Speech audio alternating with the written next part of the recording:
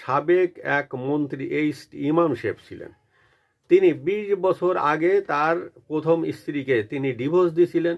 সেই স্ত্রীর বিয়ে হয়েছিল আরেক জায়গা, এবং তারা টঙ্গী গাজীপুরে ওখানে থাকতেন। তো এখন সেখানে ইমামের একটা মেয়ে ছিল সেই ঘরে। ২০ বছর আগে ওই স্ত্রীর সাথে সম্পর্ক শেষ হয়েছে, এবং ওই ফ্যামিলির সাথে ২০ বছর ধরে ইমামের কোনো সম্পর্ক নাই।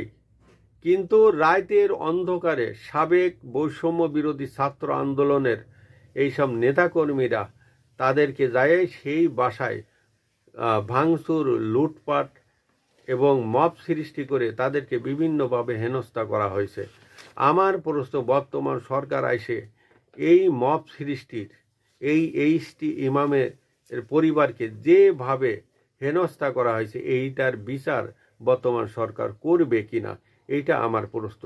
যদি এই মবের বিচার করা না হয় তাহলে ভবিষ্যতে আবার মবের সৃষ্টি হবে।